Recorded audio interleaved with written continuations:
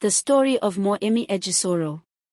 Long ago, in the ancient kingdom of Ile-Ife, the cradle of the Yoruba people, life was serene, with its people thriving under the guidance of their wise king, Oranian.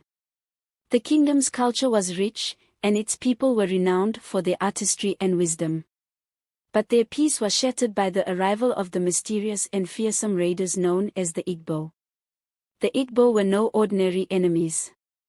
They came clad in strange garments of raffia and other materials, making them appear as spirits or deities.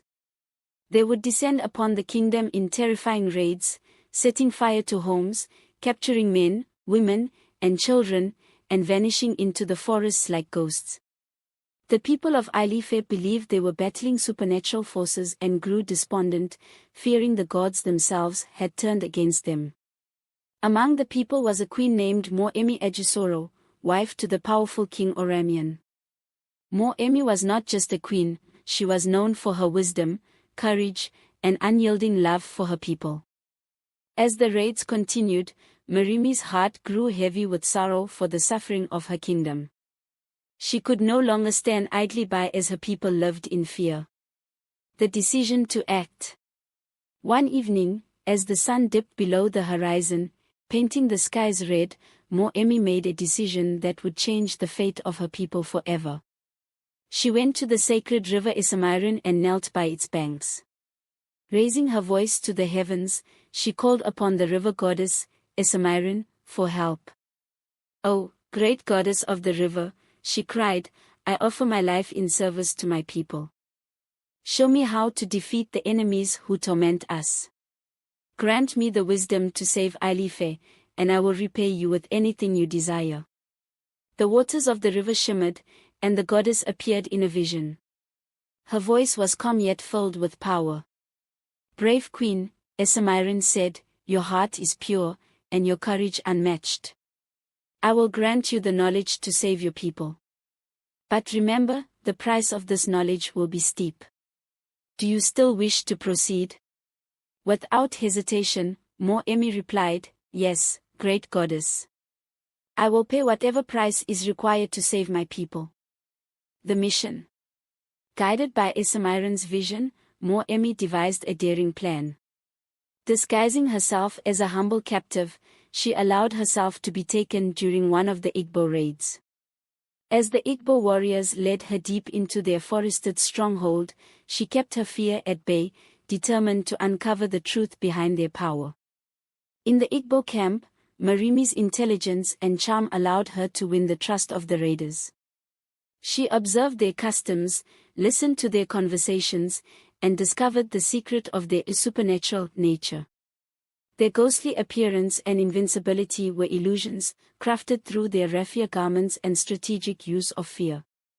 But Moremi also learned of their vulnerabilities. Their raffia attire was highly flammable, making them susceptible to fire. After weeks in the camp, Moremi made her escape. Under the cover of night, she fled back to Ile-Ife, armed with the knowledge that would turn the tide of the battle. The victory of Ile-Ife. Upon her return, Moremi was greeted as a hero. She wasted no time in sharing what she had learned. The warriors of Ile-Ife prepared themselves for the next raid, gathering torches, oil, and everything they would need to exploit the Igbo's vulnerability. When the Igbo raiders attacked again, the people of Ile-Ife were ready. As the raiders descended on the kingdom, the warriors set their raffia garments ablaze. The spirits who had once seemed invincible now fled in panic, the illusion of power destroyed. The people of Ile-Ife rejoiced, for they had finally triumphed over their tormentors. The cost of sacrifice. Amid the celebrations, Moremi did not forget her promise to the river goddess. She returned to the banks of the river Esimirin to fulfill her vow. The goddess appeared again, her voice resonating like the current of the river. "You have kept your promise, Moremi," said Esimirin. "Now, I ask for what is most precious to you." Moremi's heart sank, for she knew what the goddess meant. Her only son, Olirogbo, was the light of her life. Yet, bound by her promise, she offered him to the river goddess. The loss was devastating, and Moremi's cries of anguish echoed across Ile-Ife. The people of Ile-Ife, moved by her sacrifice, gathered to honor her. They pledged to be her eternal children, vowing never to forget her bravery and selflessness. Shrines were built in her name, and Moremi's story became a legend passed down through generations. The legacy of Moremi Ajasoro. Moremi's sacrifice brought peace to Ile-Ife. The Igbo never returned, and the kingdom flourished once more. Her story became a symbol of courage, patriotism, and the strength of a single individual to change the course of history.